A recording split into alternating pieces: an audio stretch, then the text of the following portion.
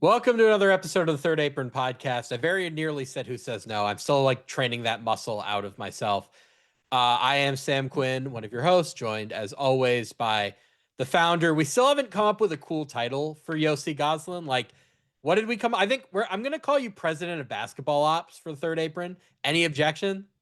No, I'll make that. Put that in my bio on all my socials then. Yeah, I think just founder is, I don't know, not very original.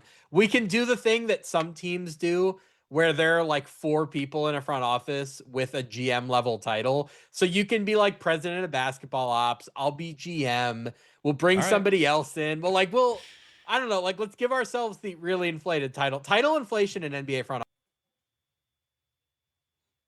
Because I think now we're at a point where there are more people with GM titles that don't have like aren't final decision makers than are. We'd have to go through that and check, but like nowadays they're Pobo's president of basketball operations. I don't know what Ishbia is because he's like owner of basketball operations. Just a fun little thing. I Yeah, want to look through that at some point. and now a lot of And, them are just new titles, like just kind of synonymous with other titles. Like when someone is now a vice president, that seems to be the same thing as an assistant GM. yeah. So I think the titles are more so what verbiage do you prefer, and that's kind of what it's become because there's mostly like the head of basketball operations, a GM, assistant GMs. You can change that if you want to, president, vice president. Seems like it's all the same.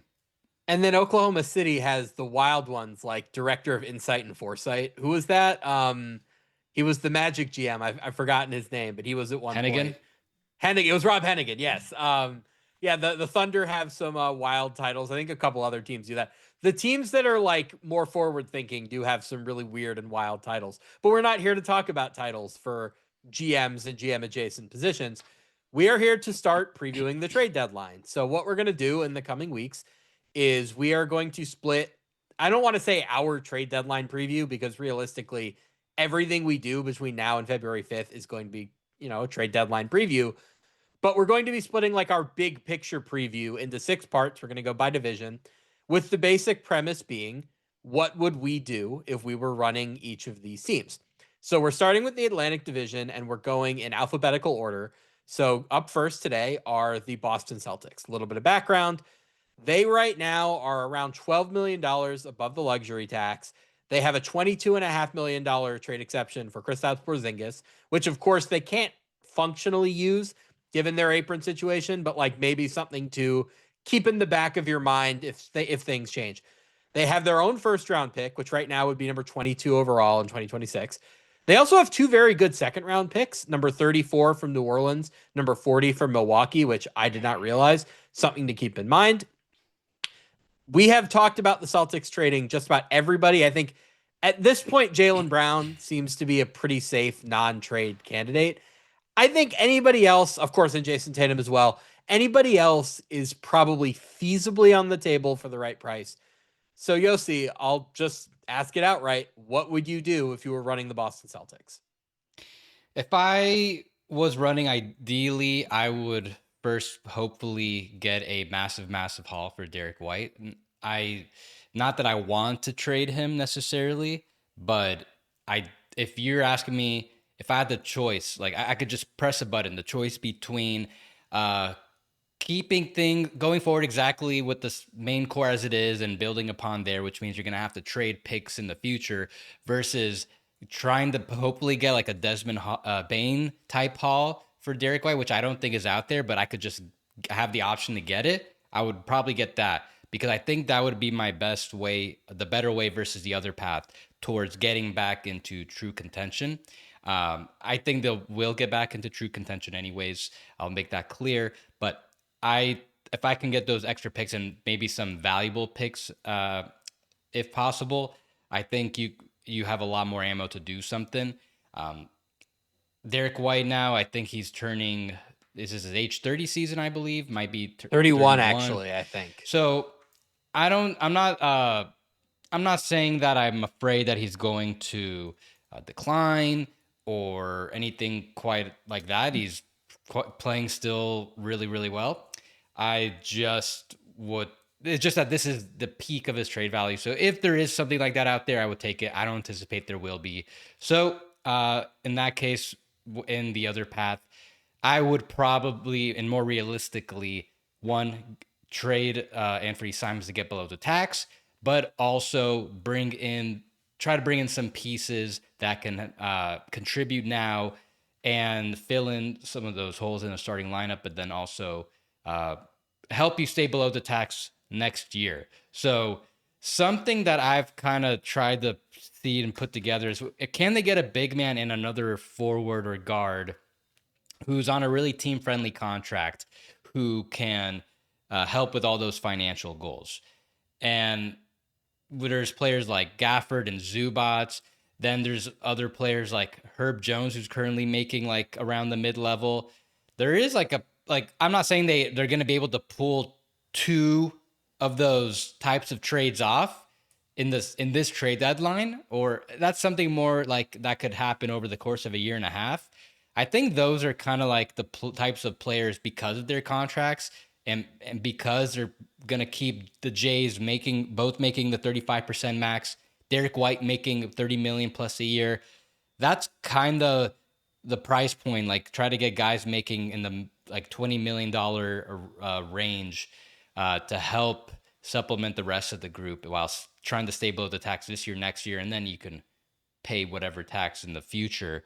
Um, so I think they hopefully can just try to get one of those targets, ideally a center. I think like they kind of have enough at the wing and guard where they can figure it out between now and the playoff. If they could get one more big man while ducking the tax, that's probably the best, like as reasonable an outcome you could hope for. So I'll start with Derek White. I think the team that we have mentioned for Derek White most often is Houston. I think the Rockets have kind of played their way out of a trade that big. I think Reed Yeah. Shepard has been so good that it just doesn't really make sense for them to make that significant a payment in terms of picks. Are there any other teams? And the difficulty you run into is that, again, he is 31. So these younger teams probably aren't going to be interested, right? Like, San Antonio probably isn't giving up a bunch of picks for him. I I'm struggling to find, maybe Detroit we've brought up as a possibility. I don't think they would make their big swing for a small guard. I'll throw out a team we haven't talked about for Derek White before. Do we think the Bucks are desperate enough? Obviously they have their 31 pick, 32 swap, but also this is an asset that doesn't really get talked about much. They do have a 2026 first round pick. It is not well, actually, it basically is their own pick. They don't have the high end control of it. Like, if their pick wins the lottery, it goes to Atlanta. But the likeliest scenario is that the Hawks get New Orleans' pick and the Bucks keep their own. There are Stepien issues with trading that pick, but there are ways you could sidestep that. So, like, are the Bucks desperate enough to say, hypothetically, trade the Celtics their 2031 pick, a swap in 2032, and also a swap in 2026? I don't think they should do that. I think that would be irresponsible. But the Bucks are the profile is the sort of team that I think would try, a team that needs defense, that needs that thinks they need veterans. I don't agree with that, but they seem to be going all in on trying to keep Giannis. Like, that's the only team I could really find. Does that interest you at all? Like, is that crazy? I don't think the Bucks are going to trade their picks, and also I don't think that'll be enough, because the only way in a two-team trade the Bucks can trade their 26 pick is if then the Celtics also gave back their 2027, which shouldn't be a big deal. Like, Well, remember, I said a uh, swap, and the Celtics would be swapping their own 2026 pick. So that wouldn't raise a Stepien issue. uh, okay, yeah, I guess you're right. Yeah, there's But that as that's well. important. Yeah. It's important that you bring that up. I have a Bucks trade later that's going to deal with that exact So you got to thought say like that, process. like So, literally, you should have. I think you just specified they should have exchanged picks, because a swap, yes. kind of means like, a swap, like swapping rights, which is different. But I don't, yeah, I don't know if that's gonna be enough. I think they need a little more volume of picks, but that deep down, I don't think the Bucks quite do that. As to allude to our last episode, I think they Bucks are mostly gonna just try to get those bad contract type of players where they don't have to give up any draft equity. I think the 2026 Bucks pick is more in play. 31 and 32, I think, are off the table. I have another Bucks trade later that we're going to come back to that deals with this. But okay, it seems for now that we don't have a Derek White trade in mind. So let's turn to ducking the tax. I think this is pretty doable. So I've got two trades here. Let me know if any of this sounds feasible. First order of business, I want to get off of Sam Hauser, not just for saving money this year, but because he has a long-term contract and because so many other Celtics and on that deep bench, on their bench are looking good enough to like really play. With Jordan Walsh obviously taking a step up, Kate obviously at center, Josh Minot has been good for them. You've seen flashes from Hugo Gonzalez. I don't think Sam Hauser is all that important to them from a depth standpoint anymore. So here's a thought I had. The Celtics now, because their pick is so low at number 22, I think it's much more feasible for them to trade it in the name of saving money. So an idea I had was Sam Hauser and the number right now, their 2026 pick, which would be number 22, to Brooklyn for Brooklyn's pick in the second round, which would be number 36. So effectively, you're trading a late first for an early second to get off of 10 million a year for the next few years. That seems fair. I think that's fair. I don't know if that's what Brooklyn would want, but that does kind of get them into the first round. They might want to reserve that cap space for like a somewhat of a better pick, but I don't know if they're going to get a better pick than that. Yeah. So I think that's I reasonable. think, yeah. And then the next move I would make, the Anthony Simons trade, would be with Utah, where you would trade Anthony Simons for Yusuf Nurkic and you would apply whatever second round capital you need.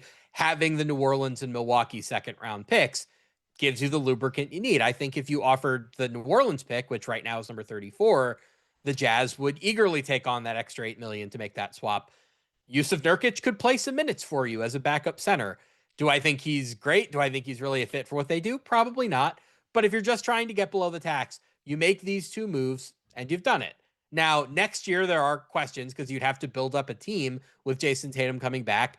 Would you be able to stay under the tax at that point? We'll see.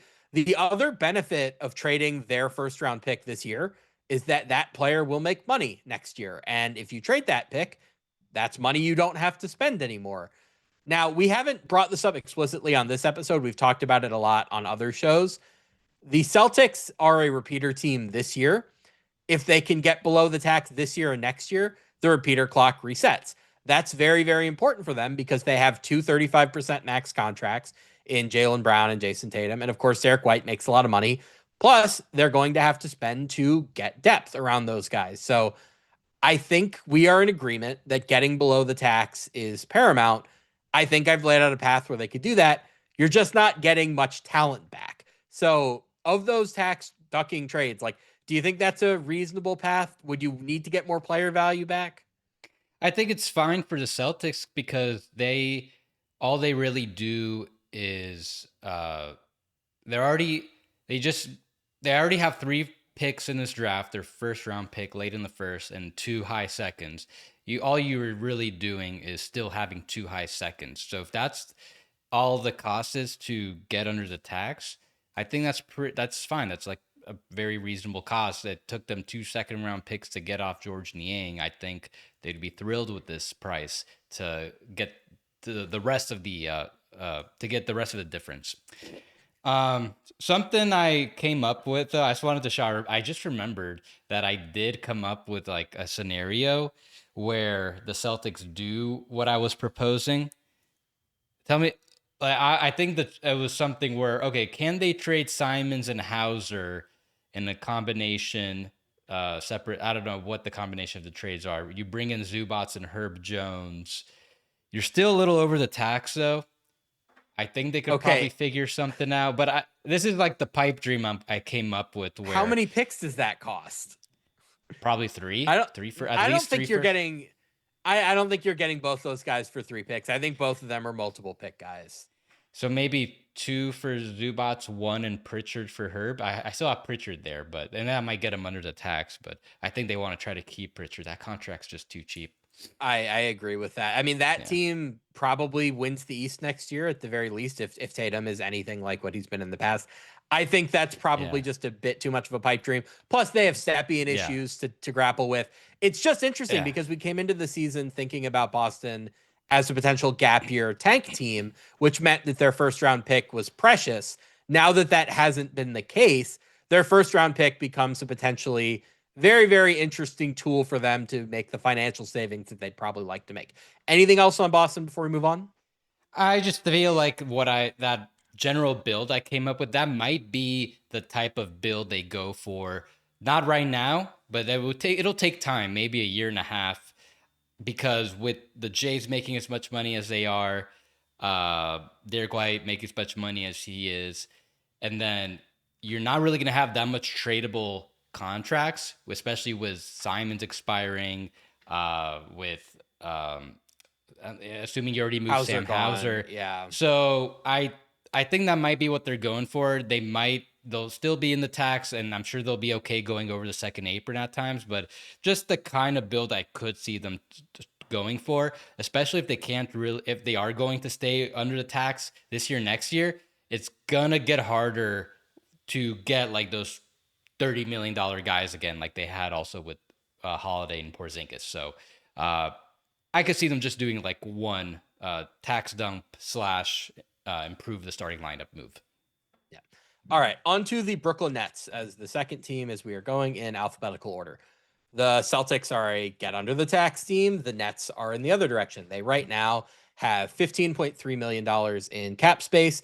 They also have the $8.7 million room exception. If they happen to spend that cap space, then they want to keep spending. Something to keep in mind with the Nets is that they are right at the salary floor. They have 139.3 million in payroll right now. The floor is 139.2 million. Now you can go below the cap floor. It is not advisable. There are penalties for it. They're not really basketball penalties, they're financial, but they're meaningful. The big one being that you lose your tax distribution. And this season, right now at least, that projects at 14 million. The tax distribution tends to project higher in December and January than it functionally is in February and March because a few teams always duck the tax, which lowers the distribution. But owners do not like giving away their tax distribution. That's free money for them. So ultimately, you would expect the Nets to end up above the cap floor. We think they are going to use their cap space to take in talent or take in bad contracts, get talent, get first round picks to do so. Now, they have three players on their team that we look at as like biggish name veterans to move where they could probably get some amount of value for them and they could use them to take in these bad contracts and get more picks back. Those players are Michael Porter Jr., Nick Claxton, and the one player in this entire exercise I could not find a trade for, Cam Thomas. So, Yossi, what would you do if you were running the Brooklyn Nets?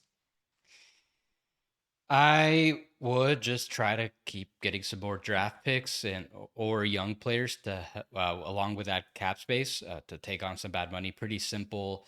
I just would just mainly I would just follow the price that I've held on to for the most part. Them getting a distant first round pick for taking on another year Michael Porter Jr.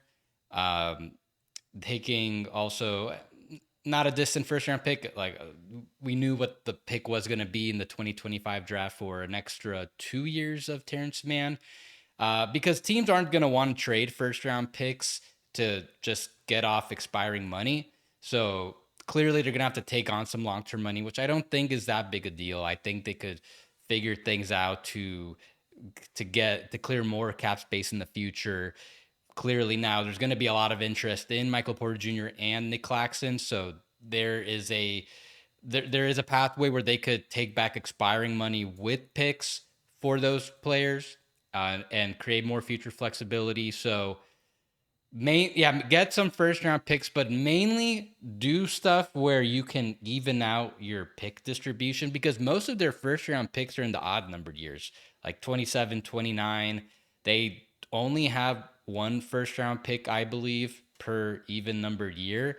So try to get another pick in this upcoming draft. Try to get more picks in the even numbered years. Maybe even consider doing more trades where you're swapping picks. Maybe if you can send out some of your 2027s or 2029s to have them to get a more even distribution on those even numbered years. That's another thing you could do. But no, but also don't undersell. If the Nets have their in recent history have traded their best role players, high end starters in the offseason. The exception was when they traded Kevin Durant and Kyrie Irving midseason. But for Kevin Durant, they got one of the biggest hauls ever for an individual player. So I don't really anticipate they're going to get the type of price they're asking for in midseason. The one thing I said about Michael Porter Jr. is that he just got so good so fast. I think it's kind of hard to put a value on him. So I think that could delay him getting traded. But just maximize your value and try to even your pick distribution. Okay, let's talk about Michael Porter Jr. I think I'm not going to say fool's gold. I think there was an idea that he was this kind of player all along, and he just couldn't be that player with Jokic. I'm not prepared to go quite that far. We saw Mikal Bridges come to Brooklyn and do something similar to this. I do think there is something comforting and freeing about being a guy who is number 3 or 4 option, suddenly getting to take every shot that you want. That when you're on a tanking team, that other teams aren't like going all out to try to game plan against, scout, and really like beat. There's not a target on your back. I think it is a bit easier to look like this over a small sample. What happened with Mikal Bridges? He came down to earth. I'm not saying I think Michael Porter Jr. is going to have some precipitous decline. I am saying that he's probably not an all-star, because if he was, I think we would have seen something closer to it in Denver. And we haven't even brought up the medical risks for him. Obviously, he has a history of back injuries. Back injuries are very scary. And I mean, I don't think this is a major concern, but I don't think many teams want to deal with his podcasting. I think that's an unnecessary distraction. So let's try to find a Michael Porter Jr. team. I have one that I like. We just brought them up. It is the Milwaukee Bucks. So what would that look like? Obviously, you match money with Kyle Kuzma and with Bobby Portis. What would the draft value be? You brought up that nifty Stepien rule idea a couple minutes ago as far as Milwaukee and Boston went. I actually had this trade lined up. The Nets would send the Bucks the lesser of their own pick and Houston's pick next year, which I'll just say is probably going to be Houston's and probably is going to be in the 20s. The Bucks would then get back, or the Bucks would then send the Nets their own 2026 first round pick, or I should say the lesser of their own in New Orleans, but functionally we'll say their own. So effectively, the Bucks would be trading a potential late lottery pick for Michael Porter Jr. and a pick in the 20s. How does that sound to you? I think that's reasonable. I think in reality the Nets are going to also push the Bucks for another pick, their 2031, Yeah. 32, or maybe doing another swap that lets them get like their 28 possibly, but no, that has a swap on it already Well, you for could both do those secondary teams. swaps with Portland's Yeah. not being world beaters. Like, I think Yeah. there would be some value in getting even year secondary swaps. But I think they're going to want an extra first round pick like in 2031, 32. They're going to really try to push for the Bucks desperation on this. If you're the Nets though, you got to consider, well, you can like any team you negotiate with, most likely that offer will remain in the offseason, so you might as well push for all the chips you can get now. But this one might not be, because the Bucks, if very good chance that the whole thing will finally collapse and they'll have to trade Giannis, in which case you're not going to want to do any of this type of trade. I think it's really good value for the Nets to get a high lottery pick like this for Michael Porter Jr. So I Well, think they would probably a definitely late consider lottery it. pick, but yeah, I mean, it's Oh a no, late lottery pick. no, but still, like then they'll have their own Yes. pick, a late lottery pick. That's as great a value you can ask Yep. for Michael Porter Jr. Maybe Well, it also you helps you can, tank a little bit more too, which is nice. yeah. So, but yeah, I like where you're going with this, Sam, with the creativity, so the Bucks can trade their 26 first.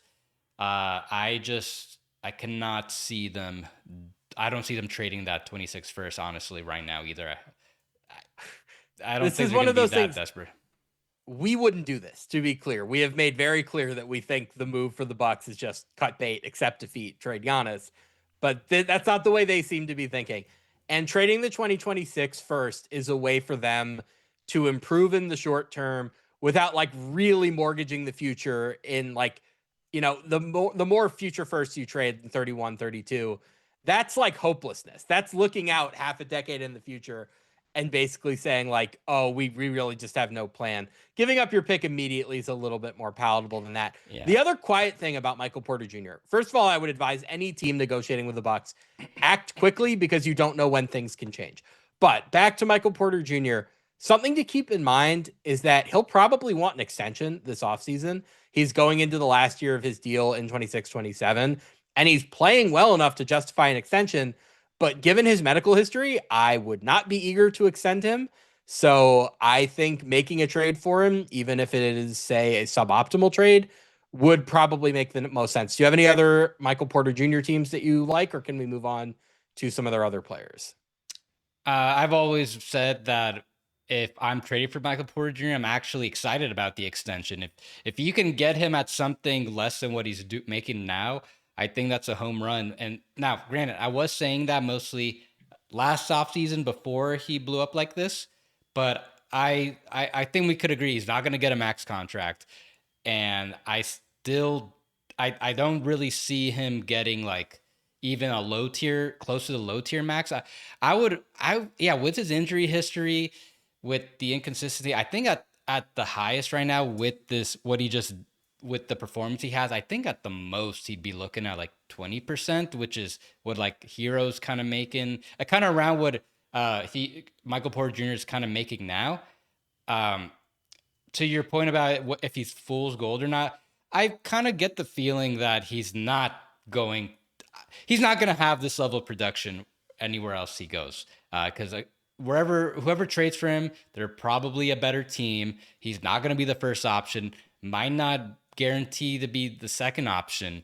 So I think if you can bring him in early and get him into the high offensive hierarchy, and his stats go down a little bit, and now you kind of have a better idea of the type of player he's going to be, and you can get him at maybe like under 20% in an extension, I think that's great value. Now, other teams I've been trying to find, I think there's a lot of teams. One team that I'm just kind of like, I don't think it's really possible. It's really possible. I just thinking about Cleveland, just The because money is so hard for them. there's just so much Darius Garland smoke. I don't even know if it's fair to say if it's smoke, but He like makes more than Porter, right? So they yeah, wouldn't have to aggregate. yeah. So you could do a clean swap, and then the Bucks can send some picks. I I don't mean, think the Cavs Nets can send some yeah, picks, right? the Nets would have to send picks to the Cavs. I don't I don't think the Cavs do that, but I don't know, just something interesting where I've always felt that with this build of Mitchell and Mobley, Michael Porter Jr. would have helped them a lot, and that's before the season. When those trade rumors about the Nuggets maybe trading Porter Jr. for Levine came up, I thought about the Cavs as a potential suitor. But as one other team, and I think I've said this to you privately, is what if the Jazz are actually serious about not wanting to trade Larry Markkinen and not tanking and keeping the pick this year? Because when you look at all the other teams in the bottom of the West, I think I trust them and Will Hardy the most if they can get like one more upgrade. I was thinking about Utah as a Michael Porter Jr. team, where if they want to take that step, that's like the one position I think if they're gonna go after a veteran, not even like he's not even old, like he still fits their timeline. He's what, I think 27, 28. I think they could really use a sharpshooter like him. If you can bring in a guy like him for some of your crappy draft picks, for the most part, it's probably not going to take that. The Nets are probably going to want some other like more valuable ones that they've got. But if you can do something like that, that's just something I kind of had in the back of my mind. Where if the Jazz do that, I would think they're locked to at least make the play-in tournament, and then with some more developments, they could be in the playoffs next year. Well, how are you managing like long term the starting lineup? Because you have Markkanen, you have Ace Bailey who are going to start, and you're going to start a center, presumably Yeah, Walker Kessler long term. So are you starting Porter and moving Bailey to the 2? I don't think that yeah, really makes sense defensively, yeah. especially with That's Keontae George as your point guard. so. I It's also don't think not a lot that's. of passing. I don't think right now, like figuring out what the starting lineup is going to be is too important right now. It's more so bringing in the players and figuring it out from there. Because it's going to take years until they figure that out. But yeah, I am thinking that the build would be Ace at the 2 and Michael Porter Jr. at the 3. So you still have you still have those really a lot of size that the Jazz like to go to, but now you've got a lot more shooting to add to the mix. So that's just something I had an idea about. If with George playing the way he is, if he continues to develop, if Ace can become what he's projected to be, if they bring back Walker Kessler, he comes back strong. They'll have cap space still to do something else. I'm not, and it doesn't necessarily need to be Michael Porter Jr., but I don't know. I feel like I kind of feel like I'm kind of buying the possibility that Jazz might be serious about being a buyers, or at least like trying to be competitive already. Please no. Please, the Thunder do not need any more first round picks. Like let's hit the brakes on that. What I could kind of see actually is Danny Ainge trading Lowry Markkanen finally for a huge haul and then using a small slice of that haul to turn around and get Michael Porter Jr. back, with the idea basically being Michael Porter Jr. can be 80 or 90% of Lowry Markkanen, but we could get him at 30% of the price, and that's just good arbitrage. I like Cleveland. I had not really thought about that. If Cleveland could get good draft picks out of that, that's pretty interesting to me. The last team that we haven't mentioned, but probably should, I think this is a very easy Detroit trade to make if the Pistons want to do it. Tobias Harris obviously is the expiring money. Would you maybe make Jaden Ivey the rest of the money? I think that's probably a little bit too rich for my blood. But could you do your own 2026 first round pick, which will obviously be late? And I guess maybe you put in Ivy there. I think you're giving up a little too much, but maybe you give up another pick. I don't know. Something where you fill that shooting need at power forward without giving up the 3, 4, 5 pick price that it would take to get Lowry Markkanen or Trey Murphy or even Anthony Davis, which I think we both think is not a great idea. I like them a lot more. I think Porter might even be my favorite realistic target for the Pistons, just because I don't think Trey Murphy is really out there. That I think is the one. If I were to pick a likely team, I think it would be Detroit. I've talked about Detroit when I wrote about them last month as a Michael Porter Jr. team, just because they could really easily make the money work. I just don't know if they're gonna want to pay the price because this is before the last month where I was thinking, okay, can the Pistons potentially get him for just like their 26th first round pick? And the answer to that is no. So I would guess the Nets are going to ask for 2, maybe 3 first round picks with the justification that the Pistons are going to probably be good. They'll probably want like 28, 30, 32, something like that, which I don't think the Pistons are going to do. You can't And step in lock yourself for where they are. and then if you're the Pistons, what if the Nets are high on Ron Holland? Do you want to trade him already? He's still got 2 more years of team control. He can really help you on that at that price point in a playoff run. I'm a little less I feel like that's a little less likely now, but it would be great if you can get Michael Porter Jr. in and get him on a contract that's around like the Trey Murphy contract, probably a little bit more, but still, I think that'd be a pretty good contract. I think Trey Murphy might be a little more likely just because of the Trajan ties, the Jaden Ivey, Troy Weaver ties, and what could be the additional draft equity might not be quite as much. I feel like that might still be a little more likely for the Pistons. All right, Nick Claxton. I think a fair valuation there is probably a bad first round pick. Does that seem reasonable? Right now, I think the Nets will ask for something better than a bad first round. Not like a good one, but something a little more middling. Like if Now with the way the Warriors are playing, and Chris Haynes did mention the Warriors. Right now, the Warriors are supposed. They have the 15th pick in the on Tankathon right now. Uh, I don't think trading for Nick Claxton is going to give him that turnaround that Jimmy Butler did, but maybe they can at least remain there in the current range, maybe get up to like 18th, 17th, something like that. Uh, so I think that's pretty reasonable for the Nets. That would be a better first round pick than in that Celtics one that you mentioned. I think that's all the Warriors would probably want to give up as far as draft equity. So then can the Nets also bring back a player that they could flip later? I think most likely whoever they bring back, because the Warriors are going to have to send out a pretty high salaried player. That I mean, I guess it's Kaminga. So can you do Kaminga? Can you flip Kaminga later or get like another crappy first round pick for him in the same trade? I think that's possible. Uh, I don't know if the Warriors should do that though. I feel like they're better off getting just like a much cheaper stopgap option for now, because I'm not convinced that getting a average to slightly above average big man is gonna put them above their current situation. I think the team not quite as dire as the Clippers. I think they're just kind of too old. Everybody's declining a little bit there. Yeah, when we have our Pacific Division conversation, the Warriors section is going to be kind of bleak. I think we're both not feeling great about where they are right now. The team for Nick Claxton I have in mind is the Bulls. I think he makes sense on a lot of levels. Obviously, they need defensive versatility because their defense is not great, to say the least. I have two constructions here that I think are worth covering. The first is the very straightforward one, which is Zach Collins, Javon Carter, and the lottery protected pick they have from Portland, which I don't even know if is going to convey, frankly. I'm not entirely certain that Portland is going to make the playoffs at any point in the next 3 I think seasons. it will.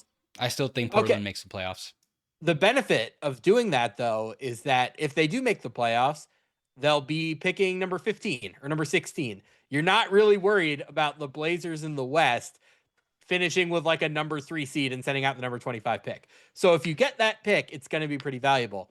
The slightly more ambitious idea I had was Claxton to the Bulls for Zach Collins, Patrick Williams. You get off of that contract too if you're the Bulls, plus your own first round pick this year, which is even more valuable than that Portland pick. You could protect it at the higher end, do like a top 4 protection just in case. But that pick you're thinking like has a chance to be number 10, number 11 this year. Yeah, the Bulls always kind of struck as a logical suitor for Nick Claxton potentially, because they are going to need a new center pretty soon. And at his declining salary, I think he makes sense for the Bulls. If you're the Nets and your target in a Claxton trade is to get a mid first round pick just outside of the lottery, that's what you're hoping for, then I would probably just take that Bulls trade now if that's what they're offering. Because now you're buying low on that Blazers pick, because right now they've lost so many games that they're out of the play-in. But like me personally, I think the Blazers still make it. I trust them more than basically all the other teams in that play-in range in the West. They just had no point guards for the last month. And that's going to change pretty soon. Unless the health, all the injuries continue to pile up and it remains that bad, then the Blazers probably missed the playoffs. But I'm going to assume they're going to get healthy. And when they do, I think they're going to get back to 500, maybe slightly above. And that means their pick will convey. So if you're a team out there looking for to buy low on a middle first round pick in this year's draft, talk to the Bulls, because I think that Portland pick will convey this year. I'm going to make the executive decision that we are not going to discuss Cam Thomas trades. I could not find one. I have no earthly idea where he's signing in the offseason, which means he's signing in Sacramento, but I will not subject Kings fans to that conversation right now. Let's move on to the third team in this division, the New York Knicks. The Knicks currently have $148,000 in second apron space. So they are pressed right up against second apron. They only have 14 rostered players. So any trade they make they're going to have to be cognizant of if they give up 2 players and they take in one, they have to leave themselves enough money to sign a prorated minimum contract, or at least do so after, I think it's 14 consecutive days. You can have less than 14 players. Am I right? 14 consecutive, 28 total.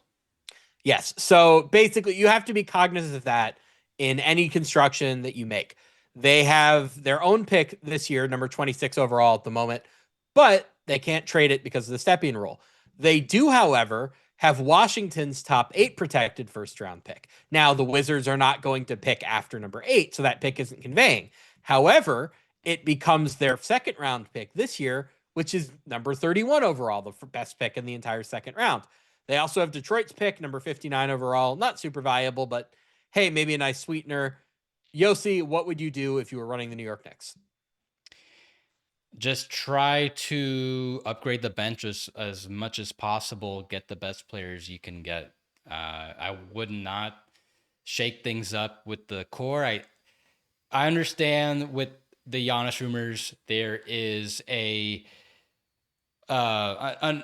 like a an attraction that maybe that's what you want to do, and might be an urgency to do that now because it's going to be way harder after the season once you're going to be above the second apron to get a trade like that done.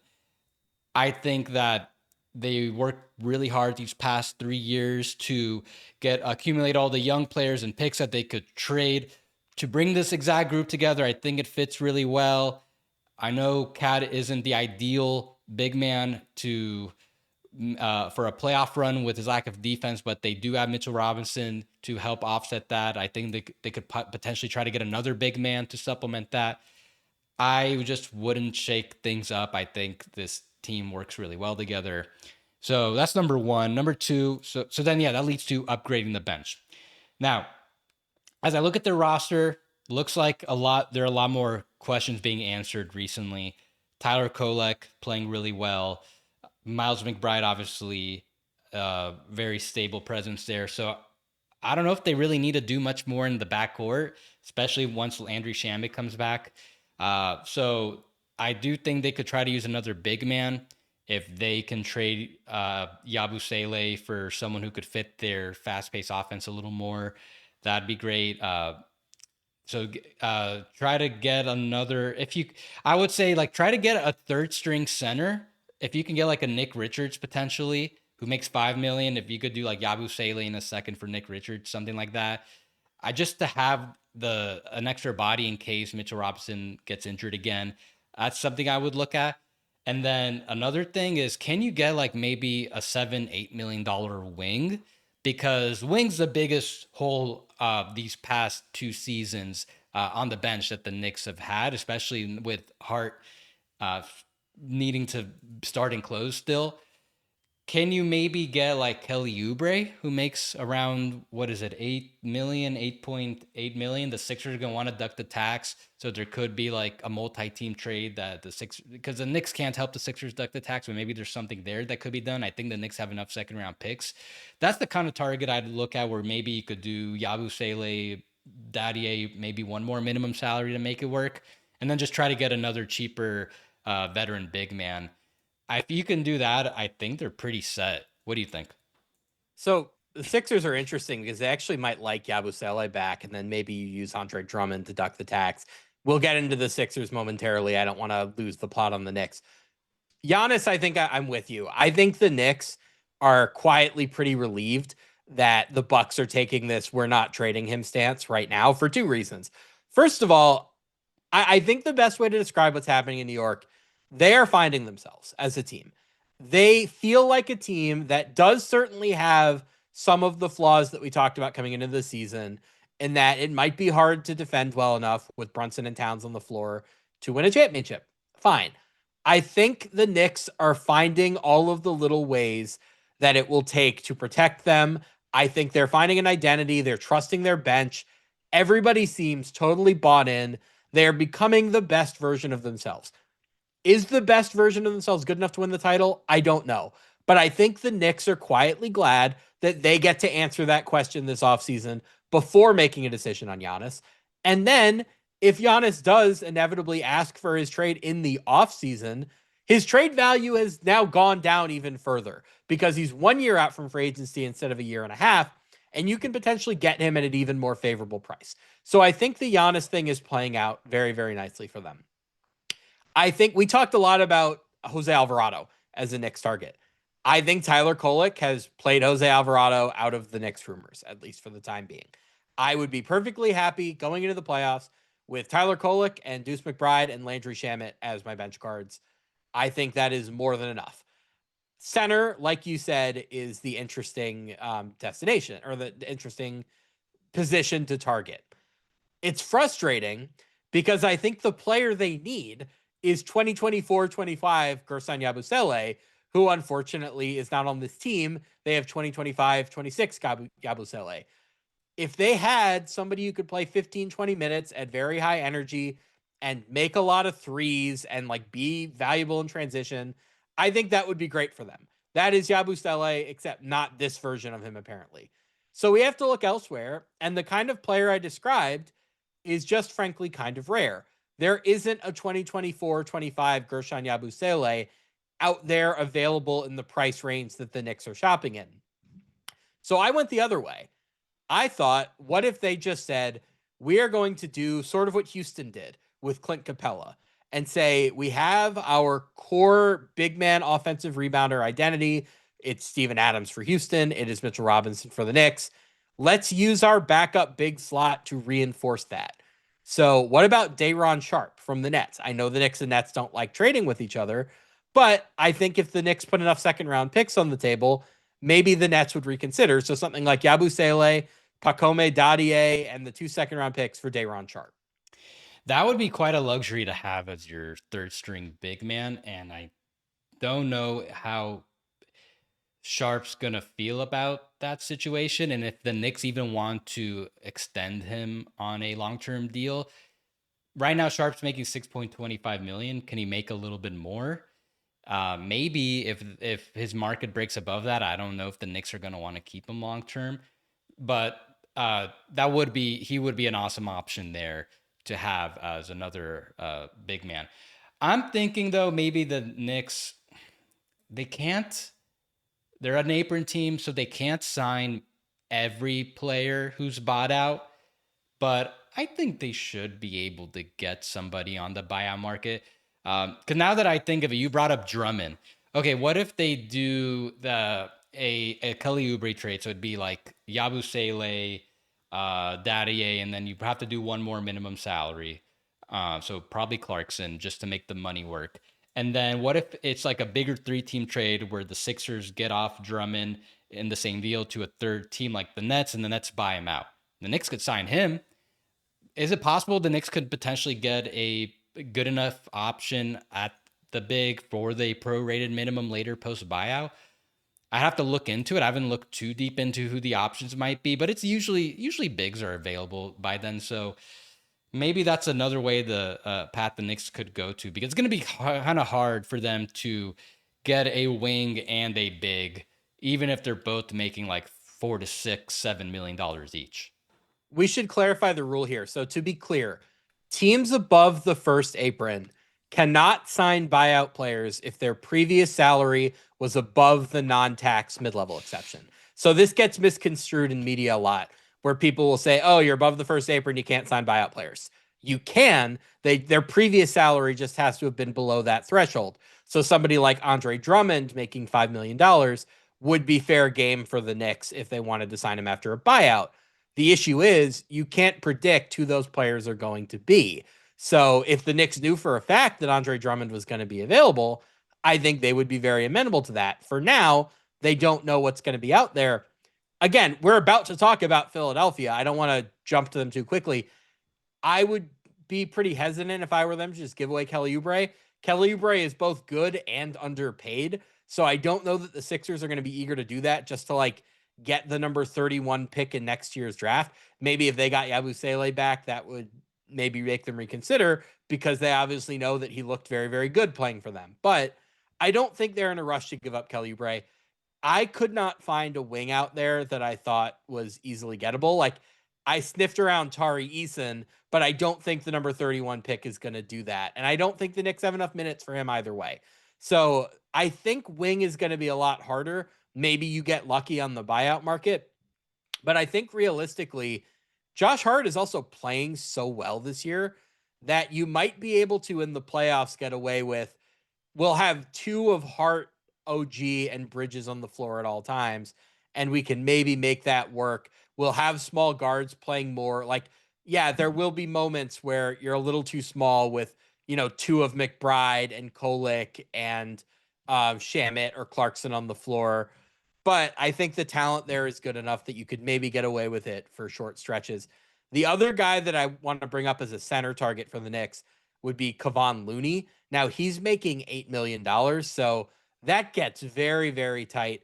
If the Knicks did Dadier and Yabusele for Kevon Looney, they'd have around 800,000 in second apron room. When would that be okay from a prorated minimum standpoint? I think that would be in like mid-February. I don't have a table in front of me. If they do that now, I think they open up more space.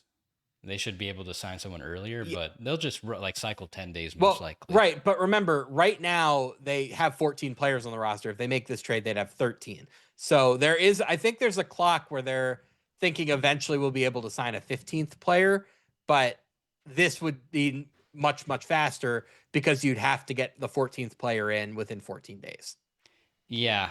Can I interest you in Nick Batum for the Knicks? I That's hasn't. actually that's kind of interesting. He obviously had a very nice series against them a couple years ago, and I think he's obviously always been a very good and versatile playoff performer. He even gives you a small ball option. This is pretty interesting to me. I don't know that I'd give up the Washington pick to get him, but I think I would give up several other seconds. I wouldn't give up any picks for him. Like he just turned 37. The Clippers, I think, are going to try to get under the tax, assuming that they don't trade any of their top guys. They could probably get below the tax by trading Collins or Bogdanovich, but Batum or Brook Lopez could be one of those paths. So I think Batum would be interesting. I haven't really paid too much attention to how he's doing on the Clippers. I'm really not paying attention to the Clippers right now, but if he's still kind of on par with where he was last year, if he can give you like 8 to 12 minutes a game and you don't have to give up any seconds for him, he's the best wing you could get. I think that'd be pretty interesting. He's not going to be a buyout candidate. He's got that team option for next year, so I that's it's the type of thing where teams don't want to preemptively buy out a player with a team option. You want to keep that option in case it could be used in a trade next offseason. But at 5.6 million, attainable for the Knicks. All right, that feels like we've covered the Knicks, who have very little they can do just given their salary and pick situation. Philadelphia a little bit more flexible. Right now, they are $7 million above the luxury tax line with 14 players on their roster. Why does that matter? Well, think about that $7 million line as how far above the tax they are. They only have 6 players on the entire team who make more than $7 million. Obviously, Joel Embiid and Paul George would be kind of difficult to trade right now, just given how big their contracts are. Tyrese Maxey, VJ Edgecombe, and Quentin Grimes are essential. They're not going to trade them to duck the tax. So that basically raises the question, would you trade Kelly Oubre in order to duck the tax? You seem to think that the answer is yes. I seem to think that the answer is no. Now, something to keep in mind here is that Philly did not pay the tax in 24 or 25. They have a blank slate as far as the repeater tax goes. Now, they're probably going to have to pay the tax next year in order to keep Quentin Grimes and maybe Kelly Oubre. And like quietly, who's been playing very well for them is Dominic Barlow on a two-way. I think they're going to have to pay probably above the minimum to keep him. So you do have a little bit of flexibility as far as managing your luxury tax clock, but you still would prefer to duck it if possible. So I'll just ask you, like, how far are you willing to go in order to duck the tax? Would you just trade Kelly Oubre and get nothing back? Because to me, the answer is a pretty resounding no. I think it's possible that they can get a positive value on him and maybe not duck the tax completely, but get a little closer. It'll probably take like 2 trades, I'm sure, between him and Drummond.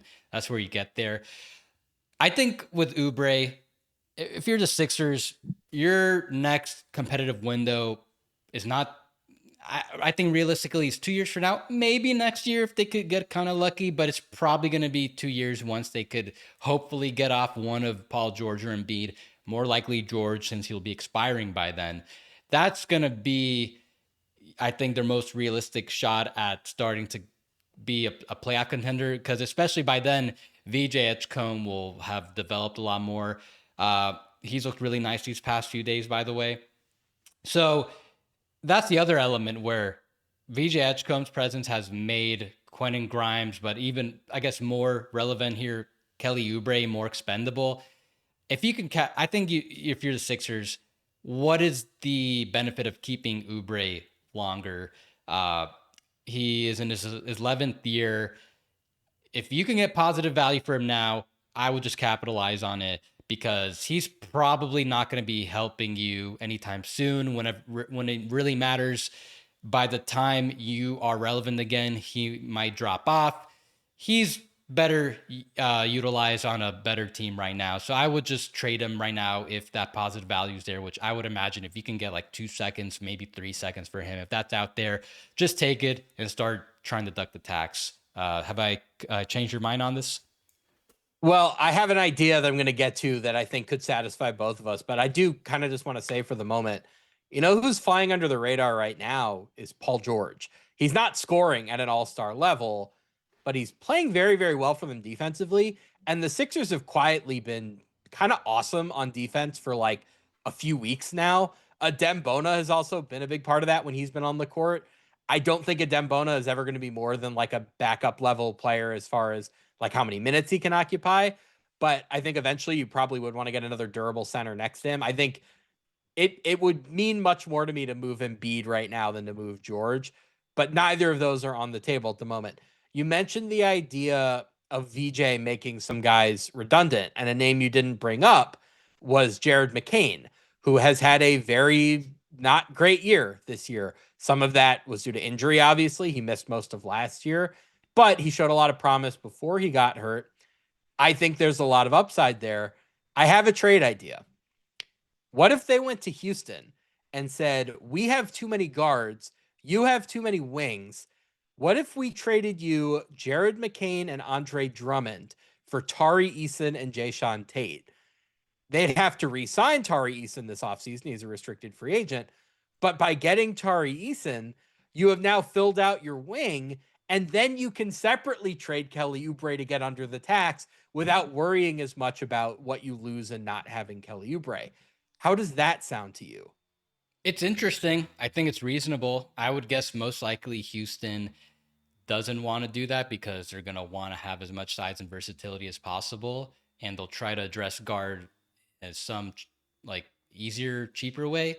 But if I guess that this trade would happen if Tari Eason's contract demands don't ease as you get closer to the trade deadline, and the Rockets are afraid they might have a hard time keeping him, which I don't really anticipate. I think if when they take him to free agency, they'll be able to get him on a pretty fair contract for both sides. But in a vacuum, it is a very reasonable trade. Well, the other thing about Houston is that Josh Okogie has like played well for them, a lot better than I figured. Like Josh Okogie has been better than a standard minimum player for them, I think. And plus, Dorian Finney-Smith hasn't played yet. So get Dorian Finney-Smith back. You have Josh Okogie. I think you're more than big enough on the wing.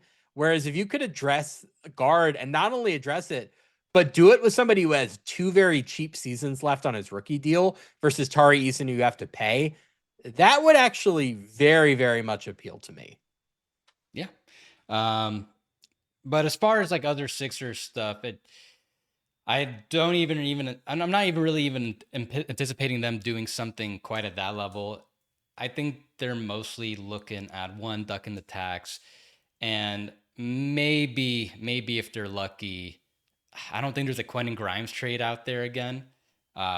But if they can just try to buy low on some other targets, ideally without trading any of their young players, because I understand the McCain redundancy issue, but I think that's more so like a 2 year from now problem, because right now he's still on a cheap contract. He's still got room to grow. they'd kind of be selling low on him at this point. So I You think think they're Tari most. Eason is selling? No, Tari Eason's really good. I think with McCain, like you could potentially get more later. He's probably going to keep getting better. You So could also that's get the only thing. less. Like, yeah, but I think you're. I would if I had to guess, I think he's going to get better. So I would hold on to him a little longer if I'm the Sixers and just try to buy low with your seconds. Yeah, I don't think I would force anything if I were Philly. I think Kelly Oubre is like you're good enough that I think if you do manage to get to the playoffs in relatively good health, I'd kind of want to just play that out and see if we could like make the second round or even make the conference finals, which I know has been obviously kind of a cursed thing for Philly, but the East is so wide open. I don't know that I would be so eager to get below the tax that I would give Kelly Oubre back unless I got good value. And then the other thing we do kind of have to think about is that this is Daryl Morey running the team. What does Daryl Morey do? He trades for all-stars. What are there a million of on this year's market are all-stars. Do I think like an Anthony Davis or a Trae Young or a John Morant makes sense for them? Absolutely not. But the Sixers are quietly pretty well positioned if they did want to make a big splash for anyone who's out there. They obviously have those Clipper picks in 28 and 29, which are very, very valuable trade assets. They have their most of their own picks. I think the only pick they owe their own to Oklahoma City this year, and they owe one to Brooklyn in 28, but they could use their own in 30 and 32, which I think would be reasonably valuable. So if Philly wanted to take a big swing, I think that would be on the table for them. You know, I think they have enough draft value that, like, if you're talking about trading 3 first round picks, the other team would be willing to take Paul George. I think at that price point, fine, you just deal with it. I yeah. don't see such a trade on the horizon. I don't see the right target, but I do think it's worth pointing out just because it is Daryl Morey. We both agree, though, if they were to make a trade like that, probably off season or even next season, more likely. Yeah, I probably even like 2027 off season, I'd say. Yeah, they don't need to be in any rush. They're having such a feel good season. I think the vibes are immaculate.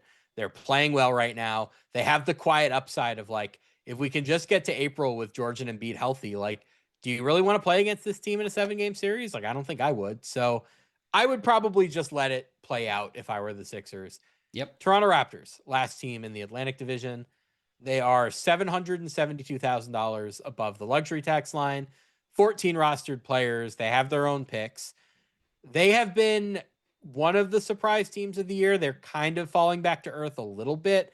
Still relatively high in the Eastern Conference standings. I want to say they were third last time I checked, but the East is so condensed that like you could be in third and then lose 3 games and be in eighth very, very easily. So, Yossi, what would you do if you were running the surprising Toronto Raptors? I don't know. I feel like I'm already kind of have a bad hand with a lot of these contracts that I don't think have any positive value. Personally, if I took over the Raptors, I would probably completely change the directions and a lot of the team and take a step back, but I don't think that's what they're going to do. They're probably going to try to get better. So, if that's the objective, one, I still wouldn't want to trade any picks, which is going to make that much harder. Uh, but so then I think if you can bring in a better fitting player on a questionable contract for your players on questionable contracts, the that's kind of the goal. So I've seen some of the players that they've been linked to, guys like Anthony Davis, Domantas Sabonis. If you can get those guys while getting off Pirtle and maybe only trading one pick, I don't think that's going to be enough. We both talked about this in the last episode I when we are have a talking Sabonis about trade queued up and ready. for AD, we both agreed that the Raptors probably don't have enough picks to make sending out their bad contracts attractive for the Mavs.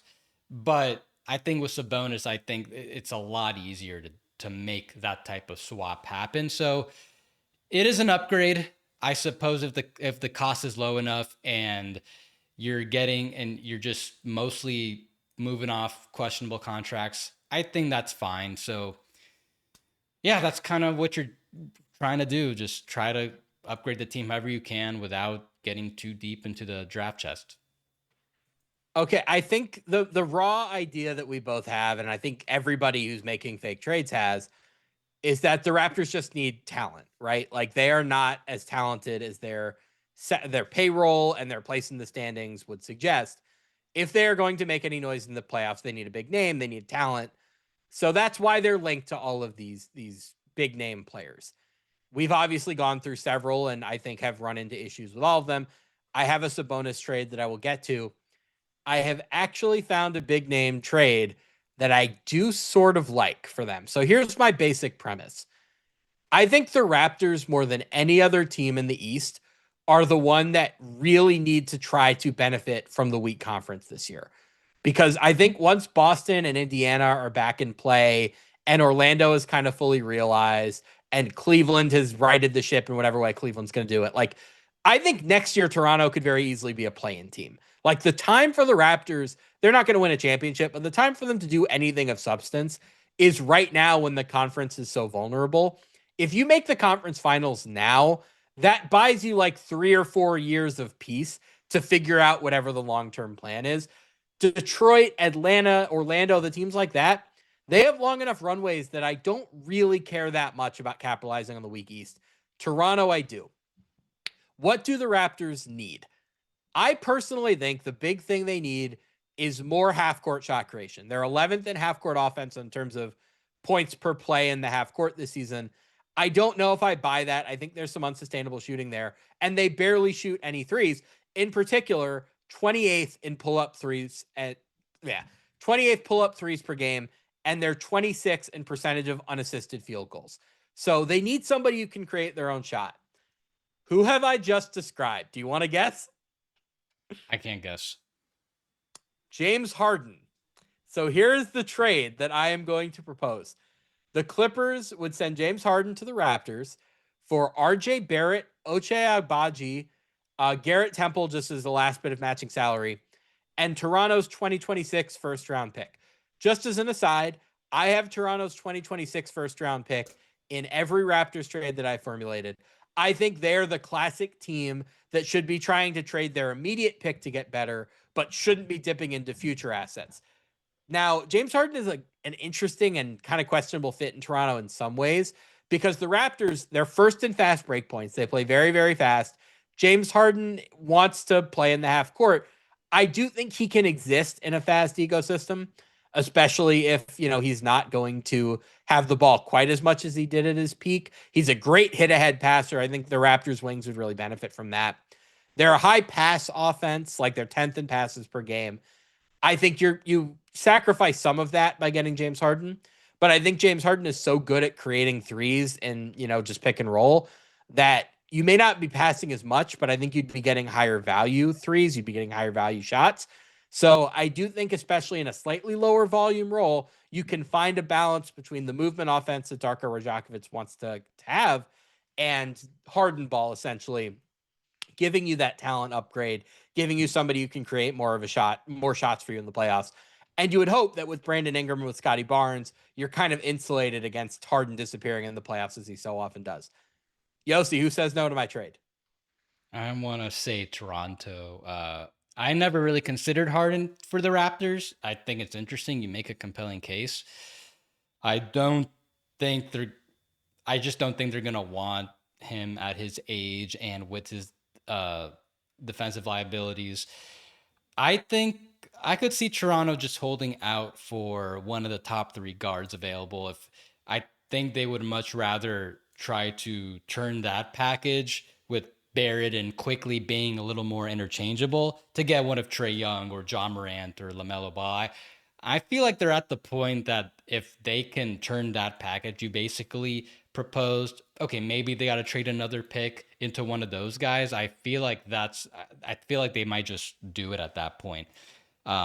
Just get Well, someone the who other fit. factor here to keep in I guess, mind. I guess Trae Young, I should say, not exactly, was what I said about Harden. Trae Young shouldn't exactly fit what they're looking for. But yeah, if they can bring in like LaMelo or John Moran just because of the upside, I feel like that's more so what you want to do at that price point now. John Morant's out to me just because they need the shooting. They're a very, very low volume 3-point team. I would not I think the spacing would be too compromised with John Morant. Trae Young a little bit more compelling. I think the problem is that offense again is so high pass. I don't know that Trae would really fit into that very well. And Jakob Pertl is not like a lob finishing center. He has other virtues in pick and roll that I think James Harden is a little bit more equipped to take advantage of. Obviously, he had the pocket pass chemistry with Embiid. Pirtle's floater, I think, would be, kind of nice. I think that would work well with that. LaMelo Ball being the last one, probably the most desirable and the one I'd be most eager to give up more for. And he also has the lowest salary of those three guys. Like part of the appeal of Harden is that he makes less than, the max. He's making, I think, 39 this year. Trae is at, I think, 46. Jaws at, I imagine, a similar price. I don't have it off the top of my head. LaMelo a little bit less because he's earlier in his max cycle. I think Harden is the one that most comfortably fits into what they want to do basketball wise, just because LaMelo has never really played at he never really played in the playoffs, never played in high leverage games. I think if your goal is like, we want to make the Eastern Conference Finals this year, I think Harden is probably the guy out there that gives them the best chance at doing that. I also think just the reality is he is going to, at his age, be a little bit more comfortable taking a big but not overwhelming role. Whereas Trae Young is like, I'm playing for a contract. I have to have the ball as much as humanly possible because that's where all of my value is derived. I also think Harden is a better defender, at least for what they need, than Trae Young is, because you can find functions for him as a post defender in a switch scheme that you just can't with Trae at his size. Like Harden, obviously, a very nice defensive playmaker. He generates turnovers. He has great hands. I don't think Trae really has any of those virtues. And again, the way I'm looking at this is the 2026 pick is going to be like number 20. I'm just happy to give that up. I'm factoring that into everything that I propose for the Raptors. It's the future picks that I want to hold on to. The way I look at this, I can trade for Harden now. And if I want to revisit Trae Young or LaMelo Ball in a year, maybe I do it then. But I'm trying to take advantage of this weak East. And I think Harden is at a low enough price and makes enough basketball sense that I would go for it. I don't know. I just don't think I'd go for Harden at his age, and I I, I don't think they'll go for him. Do you want to hear my Sabonis trade? Yes. Okay, you mentioned getting him for one first round pick. I think I found a balance. So the Raptors would give up two first round picks, 26 and 28, along with RJ Barrett and Jakob Pertl. So they're getting off of bad contracts. They would get Sabonis, but they would also get Keon Ellis. Keon Ellis would fit into that Toronto bench mob of like defensive Raptors, basically, like ultra aggressive on ball guys like a glove. Keon Ellis and Jamal Shed in the same lineup would be very, very fun together. How does that sound to you? I think that's a lot more palatable for the Raptors. One, it sucks that they have to trade two first, and but if that's what, because they extended Pirtle on that contract, but if that's the cost to get off him and then bring in Sabonis plus Keon, I think that is a lot better of a trade.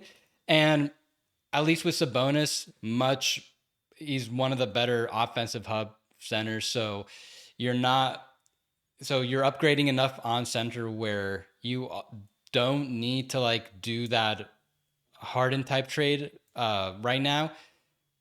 I don't know. I do like it a lot better, even though you're giving up more picks. I think he is a much easier fit offensively into what the Raptors want to do. Like, I think having a high IQ passing center, which Pirtle can be as well, but not to the same extent, I think that could be very, very beneficial for them. And like, yeah, Sabonis is a bad defender. Fine. Jakob Pertl's defensive reputation is like 4 years out of date at this point. Like, he was a very, very good rim protector for the Spurs at one point. He has not been that player for a long, long time. Getting out of that contract is like valuable in itself. But what do the Kings care about that contract? They're going to be tanking for the next several years. So, like, sure, take it on. Why not? I have one more Raptors trade I want to pitch. If they're not going to get a star, they at least need to get more shooting. I think they're 26 in 3-point attempts. They just badly need to get some threes up. So here's the thought. Ochai Agbaji, Grady Dick, and their 2026 first round pick for Dante DiVincenzo. That's pretty good. Minnesota, it's been weird that DiVincenzo has been in these rumors for Minnesota. I think this is a trade that might get them to think about it because you'd hope Grady Dick, first of all, you have another year of cheap team control, which is nice for them. You'd hope that you could develop him a little bit more, and then you get another pick, which they're obviously very short on picks. That would be helpful for them. Now that we we're talking about them getting more shooting, we haven't talked about the Raptors as a potential Porter Jr. team. Is that just too much a wing if they were to trade, let's say, RJ Barrett, uh, Agbaji, and salary filler plus their 26 pick? One, is that enough for the Nets? But two, is that just too much wing at that point? Yeah, I Like, think I would have a very hard time having a team where you're paying like $40 million plus to Porter, to Ingram, and to Scotty Barnes. Like those guys just aren't that good, right? Like if you're going to be that heavily invested in the wing, I want you to be like what Boston has, and that clearly is not what the yeah, Raptors would be. but That difference in RJ Barrett at 28 and Porter at 38 is very, very significant. look, I'm with you. I probably wouldn't like that combination, but is that something you could see the Raptors being interested in doing? I can't see it. No, I don't think that really makes sense for them. I want to go back to Minnesota though. I think the other advantage of this trade is that it kind of refills your coffers a little bit to chase a point guard. So say you trade DiVincenzo, you get back Grady Dick, you could then turn around and combine Agbaji's 6 million with Conley's 10 million and that extra first round pick you got. And like now you can really go shopping for somebody real at point guard. That would be pretty interesting to me. We'll talk about Minnesota point guard targets when we get to the Northwest Division, but like Minnesota is clearly very ambitious on the trade market and they have very little to work with. I think liquidating DiVincenzo for something like this makes a lot of sense. I also just think Grady Dick is better than he's been able to show in Toronto. His minutes have gone down for whatever reason. It hasn't clicked for him there. I think if he gets to another team, there's more to his game that he can show. Yeah, I agree with that. I think he could be a pretty interesting buy low guy, especially because the Raptors, with all the money they've got dedicated to their tops, to all their starters, and then with Pirtle's extension eventually kicking in, I don't know how they could extend anybody. That's the issue with Agbaji right now. That's why they're trying to trade him. They just probably not going to be able to keep him. Same. So then you're kind of hitting that same issue with Grady Dick next offseason, unless they're able to trade one of their starters. Same issue. They're not going to be able to keep Dick long term if they well, without exceeding the tax later. So that's the issue. That's the other issue the Raptors did by just having such a heavy payroll at the top is you can't really pay for your recent first round picks. Well, you know what? The other interesting thing about this, and this is not the first time this has been the case for the Raptors, like even when you go back to the Lowry DeRozan era, what very often happened for Toronto was that the starting lineup would be fine or like slightly above average, but then the Lowry plus bench minutes with like Amir Johnson would just kill everybody. And that's how they would really stack their wins. It's pretty similar to that this year, where the starting lineup this year has a +5 net rating, which is like fine. That's not going to get you anywhere in the playoffs. They're winning these minutes on the bench, yet their salary structure is geared entirely towards the top of the roster. So a few years from now, when the aprons and the tax like chip away at your depth, if you're not able to replace it, well, the best part of your team is now gone, and yet you still have a very expensive roster. So they do have financial issues to deal with. But that's why I think you should go for it this year because, like, aside from the fact that the East is weak, you have the depth this year. So take advantage of it, make a real run at it this year, and then refocus from there. I have gotten really into this Harden idea. I don't think Raptors fans will like it because he's just so different from the way that they play. And of course, James Harden, not super popular outside of the team that currently employs him. So I don't think Raptors fans would be too into that. I don't know if the team would. It's an interesting idea. I think they should consider it. Anything else on Toronto you want to hit? So all your trade proposals have mainly involved Barrett. Is that because you think Quickly's contract is just so bad that it's going to be harder to move off him? It's two things. Number one, yes, it's so long that I think it's harder to move that contract. I also think if they're getting another shot creating player, it would really behoove them to move quickly to the bench where he was so good in New York. Is he like a capable enough starter? Fine. I just don't think that's really where his impact is. So if I can get a good starting point guard or a shot creator somewhere else, and then I could balance that out by having quickly as a bench shot creator, I just feel a lot better about that. It's more of a salary issue, but that's something else I would bring up. Like if I did the Harden trade, I would move quickly to the bench.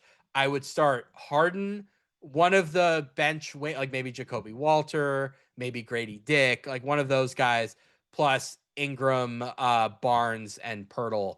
And then I would obviously have quickly coming off the bench. That really does appeal to me. So it's more of a salary thing, but I also just think make the most of quickly. He's, I think, a better bench player than starter. I agree with you in principle, but I could see another team when making a deal with the Raptors, whether it's like the Mavs for AD or the Kings for Sabonis, maybe looking at quickly as not like a positive value, but just someone that they think can actually help them. Like if you're the Kings and you're able to get off Sabonis and you bring back quickly, like the Kings could use an answer at point guard. I could see them looking at that as like a positive sort of part of the return for Sabonis. And I'm saying that you're basically exchanging bad contracts. You're just filling a different need. Um, so I could see another team being interested in quickly. I feel like he's only on his second team. There could be he could like have several more stops along the way where other teams feel like there's still some untapped potential there. So I don't know. Yeah, That just me like kind of thinking what other teams might be thinking. it's certainly easier if you're taking back bad money. It's just he has 3 full years left after this one. Like, man, that contract is so long. It gets very, very touchy for teams trying to make long-term plans to bring somebody in who like might be best served as a six man. Like could be a low-end starter, fine, but might be best served as a six man.